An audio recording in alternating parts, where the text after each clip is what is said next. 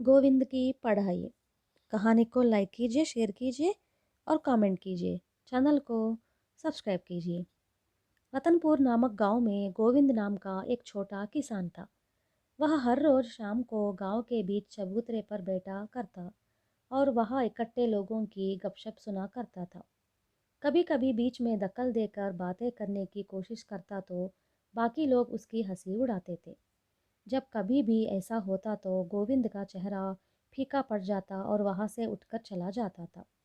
पर दूसरे दिन चबूतरे पर जाता अवश्य था। एक दिन जब वह वहां बैठा हुआ था तब परमेश नामक एक व्यक्ति वहां आया। तब वहां जमे लोगों में से एक ने उससे पूछा, अपनी आंखें दिखाने शहर जानने वाले थे, नहीं गए? परमेश ने तुरंत अपनी ऐनक जेब में से बाहर निकाली और कहा, हो आया, देखो डॉक्टर की दी हुई यह ऐनक। डॉक्टर बहुत ही समर्थ था। इस ऐनक को डालने के बाद अच्छी तरह पढ़ पाता हूँ। पहले तो मैं मोटे मोटे अक्षर भी पढ़ नहीं पाता था। एक ने कहा, अच्छी ऐनक हो तो कुछ भी पढ़ा जा सकता है। दूसरे ने कहा, मुझे भी आंखों के उस डॉक्टर के पास जाना पड़ेगा क्योंकि मुझसे कुछ भी पढ़ा नहीं जाता। उनकी बातचीत सुनकर गोविंद को अचरज भी हुआ और आनंद भी। दूसरे ही दिन वह शहर गया और उस डॉक्टर के बारे में पूछने लगा जिसने परमेश को ऐनक दी थी। उसने एक आदमी से पूछा, हमारे गांव के प्रमुख सूरदास के दूसरे बेटे परमेश को ऐनक दिलाने वाले उस डॉक्टर का पता बता सकते हैं? बहुत लोगों से उसने यही सवाल किया। बहुत से लोगों ने बताया कि हमें नहीं मालूम। आखिर एक आदमी ने सवाल पूछने वाले गोविंद को नखशिक तक देखा और कहा, यहाँ के लोगों को बिल्कुल मालूम नहीं है कि तुम किस गांव के हो और यह परमेश कौन है, इसलिए वे सारी बातें भूल जाओ। किसी के पास दोहराना मत। इस गली में सुंदर नामक मशहूर नेत्र वैद्य है, चुपचाप उसके पास चले जाना।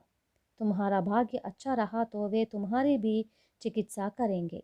जन्म से अंधे आदमी को भी वे रोशनी देने की शक्ति रखते हैं। गोविंद सुंदर का घर ढूंढता हुआ गया। उसने वैद्य को अपना गांव और नाम बताया और कहा, महाशय, क्या आप ही ने हमारे गांव के परमेश को ऐनक दी थी?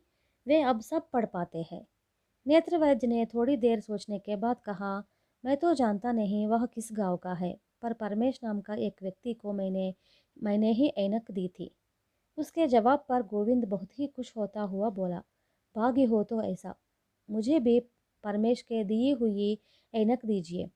नेत्रवैद्य ने गोविंद को कुर्सी में बिठाया और उस छोटे छोटे अक्षरों वालों से लेकर बड़े बड़े अक्षरों वालों तक का एक तख्ता दिखाया और पूछा, बताओ क्या क्या पढ़ सकते हो? गोविंद ने उन अक्षरों को देखते हुए बताया कि मैं कुछ भी पढ़ नहीं सकता। तब उस वैद्य ने तरह तरह की ऐनकें उसकी आंखों पर लगाई, लेकिन गोविंद बता ही रहा था कि मैं कुछ भी पढ़ नहीं पाता। उसके उत्तर में नाराज वैद्य ने कहा, मेरी समझ में नहीं आता कि आखिर तुम्हारी आंखों का दोष क्या है। गोविंद ने कहा, हमारे गांव का परमेश तो सबसे कह रहा था कि आपकी दी हुई ऐनक लगाकर वह सब कुछ पढ़ पाता है। मैं तो बिल्कुल अनपढ़ हूँ, लेकिन सब किताबों को पढ़ने की बड़ी इच्छा है।